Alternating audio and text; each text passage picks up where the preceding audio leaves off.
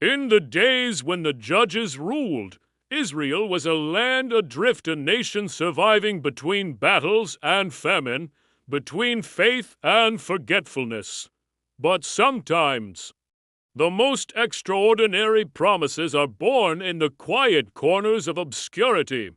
This is the hidden story of Boaz, a man whose act of redemption shaped the very lineage of kings, and through it, the lineage of the Messiah himself. Picture the dusty road winding back to Bethlehem. Two women walk in silence: Naomi, worn by loss, and Ruth, her Moabite daughter-in-law, clinging to a faith she barely understands. They arrive with nothing but grief and a handful of courage. Yet in that barren soil, destiny waits to bloom.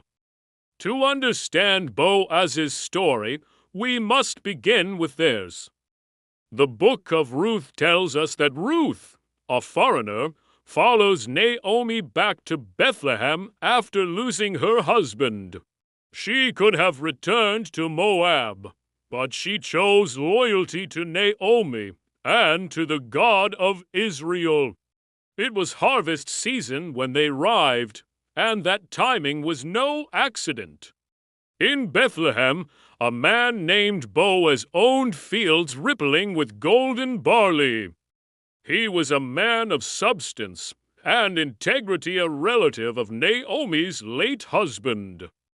The Bible calls him a mighty man of wealth, but his true strength lay not in riches, but in righteousness.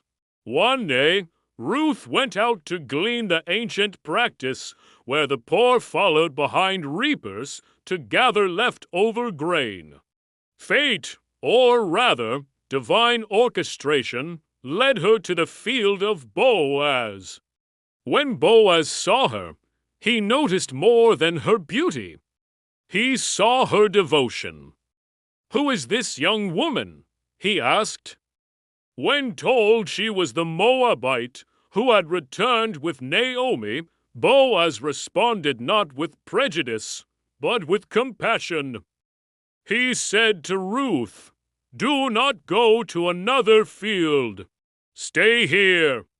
I have instructed my young men not to harm you.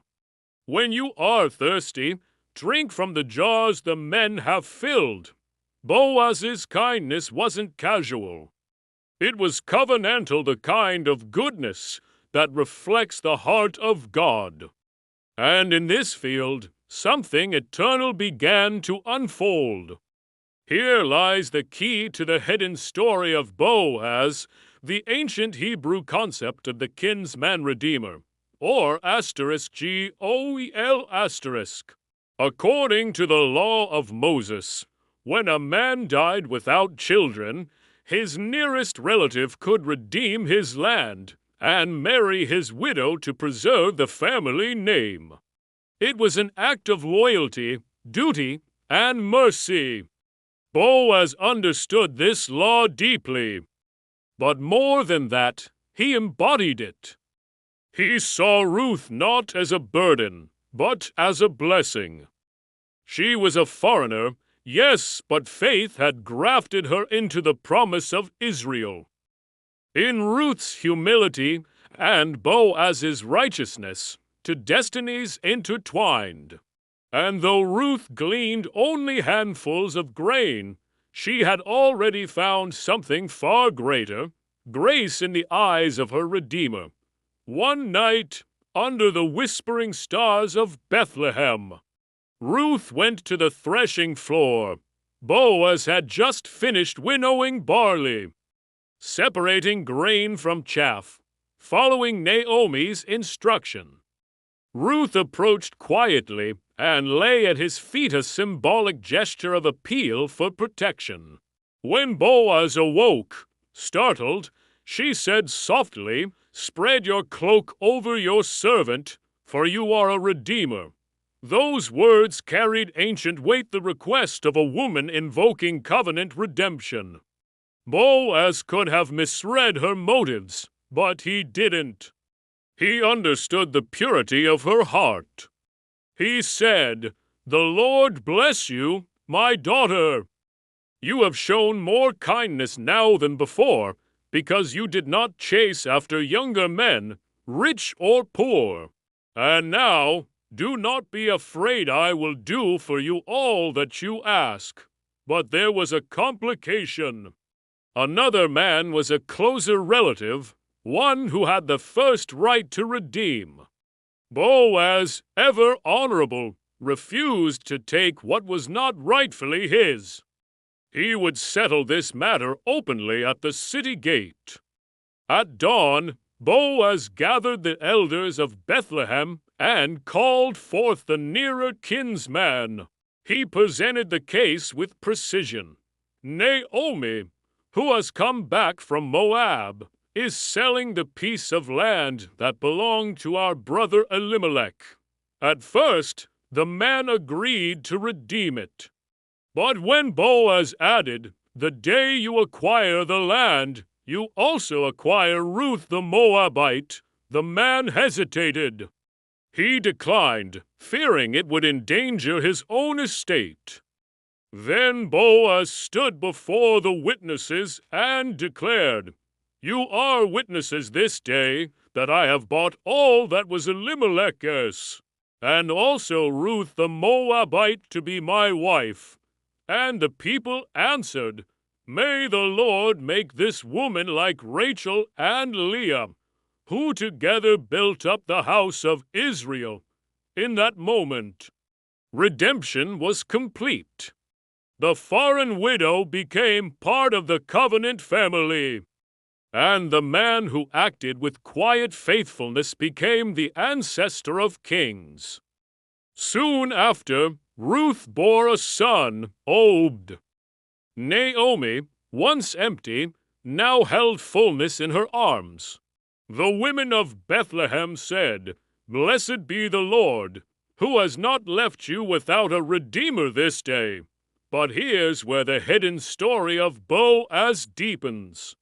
Obed would become the father of Jesse, and Jesse the father of David, the shepherd boy who would slay Goliath and wear the crown of Israel. Through Boaz's quiet act of obedience, the king's lineage was established. From that lineage came Solomon, and generations later Jesus of Nazareth, the ultimate kinsman redeemer. Boaz's redemption of Ruth is more than a love story. It is a prophetic mirror of divine grace. Ruth was a foreigner, unworthy by law, yet chosen by love. So too are we, redeemed not by law, but by mercy. In Boaz, we see the foreshadowing of Christ. Boaz covered Ruth with his garment. Christ covers us with righteousness. Boaz paid the price to redeem what was lost. Christ paid with his life. Boaz restored Naomi's lineage. Christ restores humanity's hope. The Book of Ruth may be short, but its implications are eternal.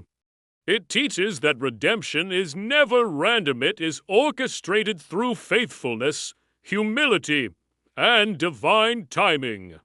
Centuries later, when Matthew opened his gospel, he traced the genealogy of Jesus. And among those sacred names Abraham, Isaac, Jacob, David stands one that often goes unnoticed, Boaz, a farmer from Bethlehem, a man whose righteousness turned famine into fruitfulness, a redeemer whose promise shaped the royal lineage of Israel and, ultimately, the redemption of the world. This is why his story matters. Because in the quiet fields of Bethlehem, long before the angels sang to shepherds, another Redeemer walked among the barley, setting in motion the very promise that would one day bring forth Christ himself. So when you read the Book of Ruth, don't just see a romance, see a revelation. Boaz's story is the hidden bridge between the judges and the kings, between despair and destiny. It reminds us that faithfulness in obscurity can ripple through eternity. Boaz didn't set out to make history. He simply did what was right. And in doing so, he became part of a divine story that reshaped the king's lineage. If this story has opened your eyes to the beauty of redemption, remember, no act of faithfulness goes unseen by God. In every field of obedience, a promise is waiting to bloom. Thank you for watching. If you were moved by this journey, please like this video and subscribe to the channel. Until next time. May your own journey be guided by grace.